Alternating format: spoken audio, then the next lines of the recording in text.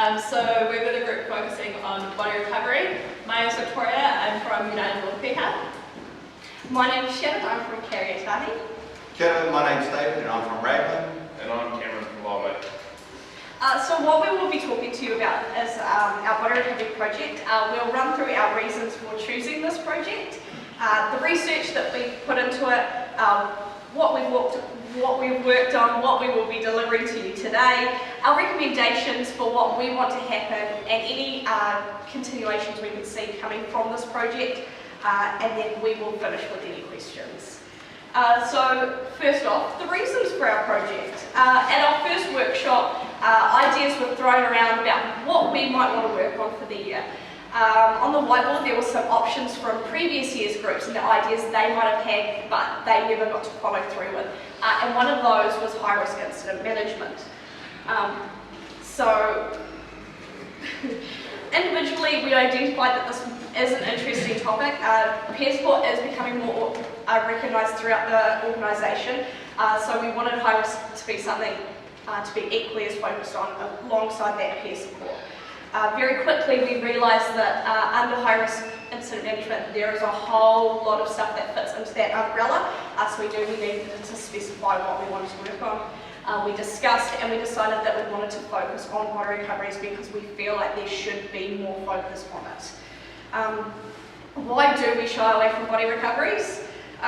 Once you get to know this group, you'll find out that we seem to have an unprecedented amount of experience in this particular topic. This slide here shows just two of the headings that some of our lifeguards here were involved in that were about body recoveries. The general consensus around body recoveries is that we will always try to keep things more sheltered and private out of respect for the people that were involved. But the fact remains that lifeguards are way more involved than anyone does seem to realise. Once the four of us got talking, we discovered a shared passion to wanting to prove this subject. So our first idea is what we started with was looking at the current body recovery policy, seeing if we could add anything or improve it in any way. This then led on to a need for additional policies that we will be showing you today alongside a training document still in progress. So starting our project, we wanted to quantify and justify the scope of our work with qualitative and quantitative data. We knew anecdotally that lifeguards were going to body recoveries and being tasked with body recoveries that they didn't feel trained for, but we wanted to see the numbers. Now someone with a good memory might be able to tell me how many rescues we did in the 2018-2019 season. 702. And we did 2,573 first aids, 1,619 assists, and 418 searches. But how many body recoveries? We don't know. This turned out to be the first roadblock of our project, is that as an organisation, we don't know how many body recoveries we do. This is a task that our lifeguards are actively and repeatedly being asked to do, but no one can tell us how many times we've done it. The reason for this is that there's no way to record body recoveries as their own statistic. They get recorded as searches. So this is one of the flaws in our recording system that we very quickly identified. So how do we get an answer? Last year, Alan Mundy very kindly sent us the incident report forms from the last 4 seasons, starting at 2015-16 through to 2018-19. From there, we had to filter through all of the incidents to view only the status 0 incidents, and then read through the incident summaries to figure out what had actually happened. And this led us to system flaw number 2. The paperwork, we rely on paperwork, but it's very inconsistent. The variances that we found in the paperwork that we were reading was huge. For example, if one search for one person took 3 days, some clubs would enter that as 3 incidents. Other clubs would enter that as 1 incident with a start and finish date across those 3 days. Some of the incident summaries were incredibly detailed and easy to read. Some of them were so short and so vague it was impossible to tell what had actually happened and whether a body had even been recovered. So what we ended up doing was reading through the summaries and colour coding every incident by type. So a body recovery that we were tasked to but didn't actually recover a body, an attempted resuscitation, a repeat incident, or an incident that was just so unclear we couldn't categorise it. For quantifying purposes, we grouped body recoveries and attempted body recoveries together because those follow the same incident plan regardless, but we didn't count attempted resuscitations as those follow a different response plan. So, majority of the body recoveries that we do occur in the North Island, in the northern and eastern regions. And nationally, we can see that the number of body recoveries that we're doing as lifeguards is increasing. We believe this is in part due to Surf Life Saving's ever-improving reputation as a professional organisation and the formalisation of our emergency call-out squads, which is leading us to be tasked to more body recoveries, just in general. So now we're going to talk about project deliverables and things that we want to present, which Shannon mentioned earlier, which is the policies and our training module. So first thing we did is we went into the body recovery policy that is on the Surf Life Saving New Zealand website. Who has actually read that policy? Actually not many, and that's not surprising at all. So as it stands, it's 4 years old, it's the third version. It's just over a page long and currently not up for review.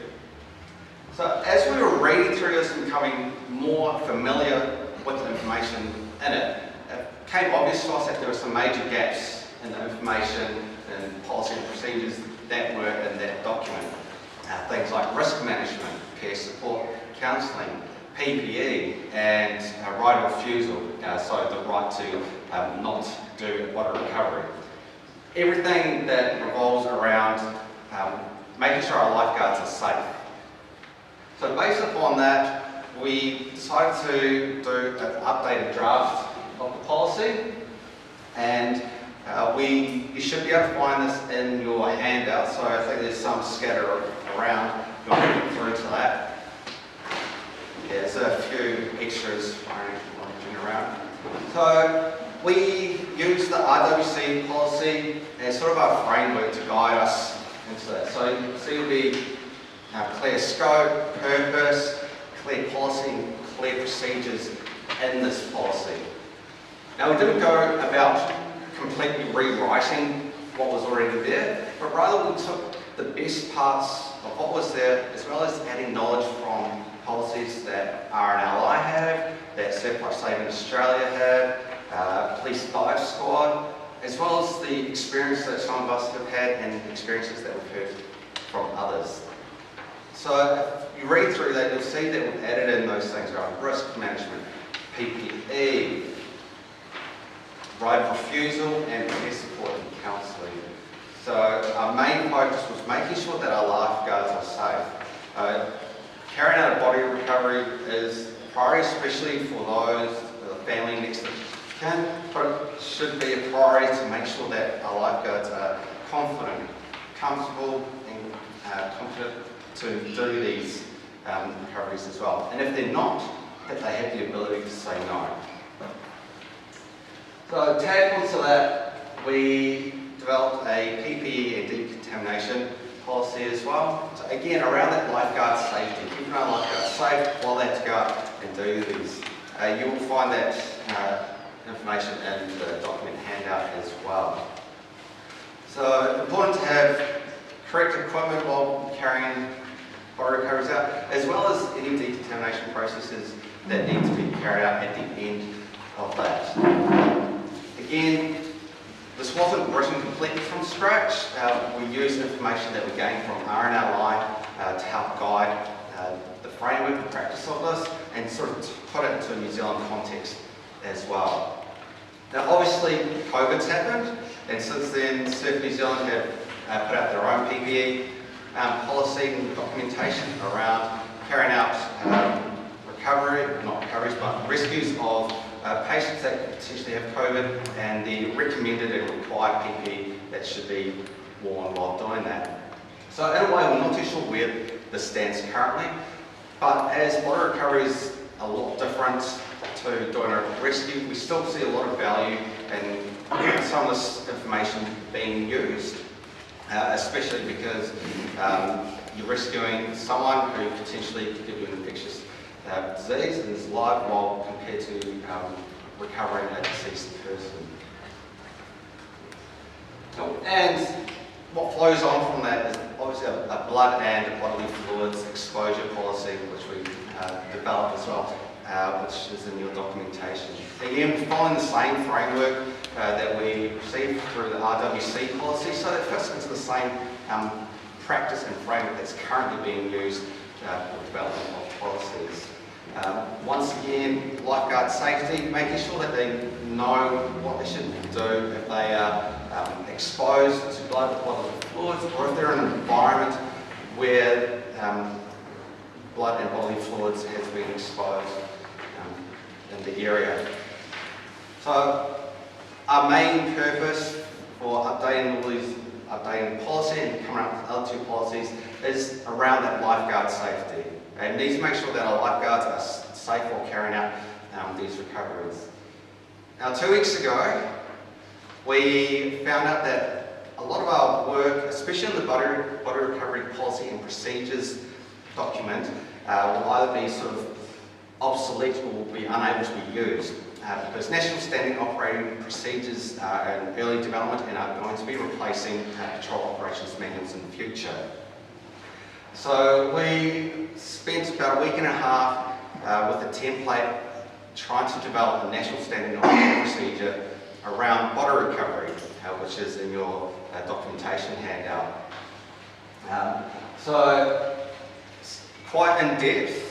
If you compare it to the policy and procedures body recovery document, you'll see that there is quite a big difference there. The procedures in the policy are more around just sort of really basic, not really going in depth, it's just sort of basic overview of everything. While in the NSOP, it's really delving deep into how should you do a recovery on land, how should you do a recovery in the water, and what sort of PPE is required.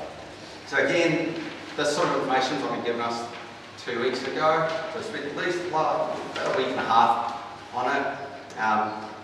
So whether this particular NSOP is going to be used, we don't know, but at least we have an idea now of what to potentially expect in the future with National Standing Operating Procedures. Well, while we were going through our research, we also found that there wasn't really a training document out there that was around the basis of a body recovery. So we decided that to complement what we'd already worked on with our policies, is we'd look at some sort of training document. So we were early stages of putting a training document together and making something work. We do acknowledge that body recoveries are never by the book, so we couldn't just bullet point out this is how to do it. So we had to make it as broad as possible just to give you some guidance around how or what you can expect. The way we thought this would be most successful would be through a module similar to the crew persons module, so something that can be facilitated at a regional or club level and offered out to call out squad members or club members of a higher standard. We also believe that this could potentially be something that can be offered to patrol support members that have the ability to help run the operations from land and don't necessarily have to get in the water and actually physically do the recovery themselves.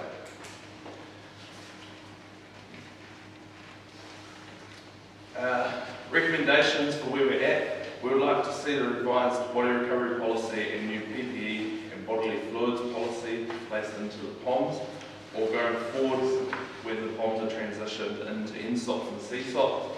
We would hope to see some of our hard work put into these forms of revised documents. Our hope would also be to see our training resource eventually completed and rolled out to a club or regional level. Aaron, we were in the process of writing step-by-step process for the topics covered in these documents, titled Body Recovery Training Outline, but due to the insane amount of information we realised needed to go into each of our points, we did not get to a stage where it would be in the presentable condition, but we'd hope to put some more work in the future and get this presentable. Another additional recommendation, we would like to see hazardous material bags more commonly available to clubs so that we can start treating hazardous materials more appropriately. And we'd also like to see body recovery data more recorded in a better way, such as a tick box or something added to what we currently use for tracking data and statistics. So we'd just like to acknowledge these organisations and people that we've been in conversation with during this process. Obviously, we're just lifeguards, we're not working at admin level or staff level or anything like that. So to actually work through a lot of these policies, we had to do a lot of talking to and back from people, different organisations, and organisations themselves. So we just want to acknowledge these organisations and people who have been there along the way and really given us good feedback and made sure that what we've presented today is good policy and good working documentation. And to finish off, just thank you to BB for the opportunity for us to take part in this program. And this is, I think, like one of the first photos of all of us together way back in, what was it, July? July in Patamara, so it's kind of a nostalgia feeling.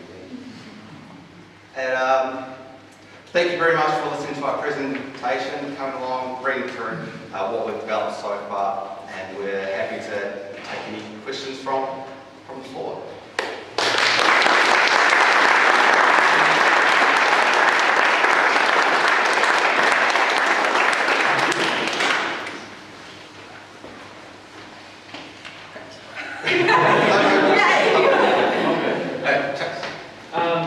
Did you guys put any sort of consideration into processes in water recovery in adverse conditions?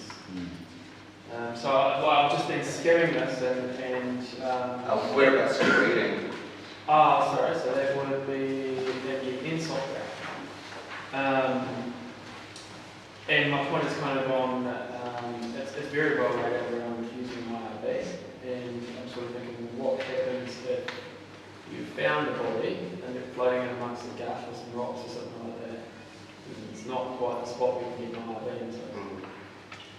Yeah, so we did look at it briefly and we had it in some of our older documentation, but again, just because this was, the insult specifically was something we only developed after finding out about the last 2 weeks, it's kind of a process.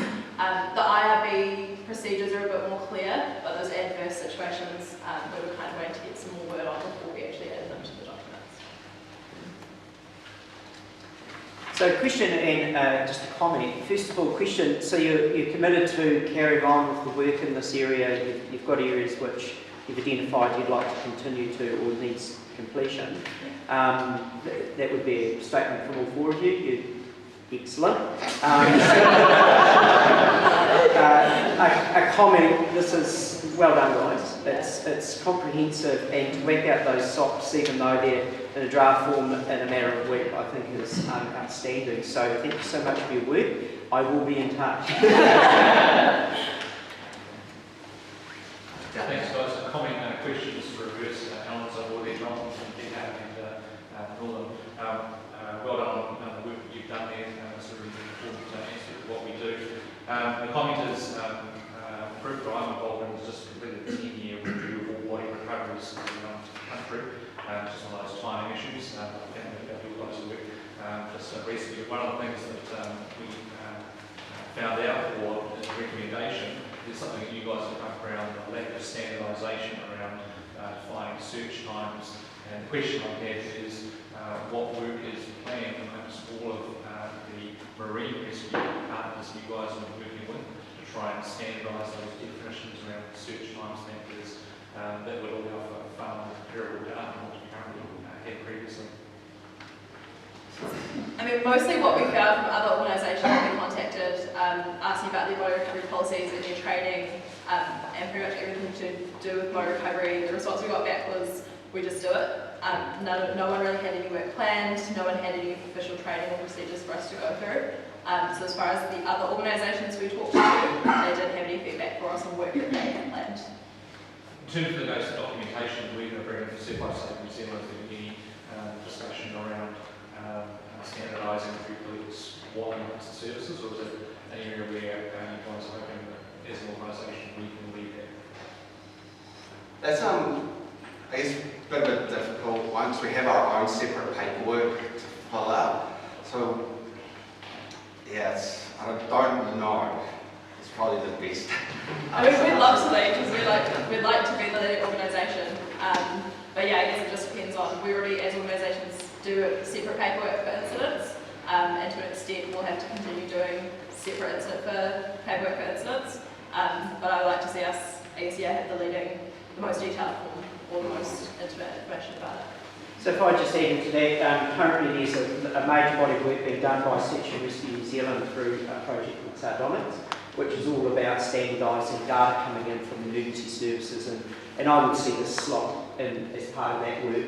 So when we look at standardised reporting across all of the services, we've got probably the best opportunity to hit that mark through that project. And I'll be talking to you guys about that. Awesome. Any other questions? I'm just conscious we'll just keep moving. I hate to say we just keep cold 12:30.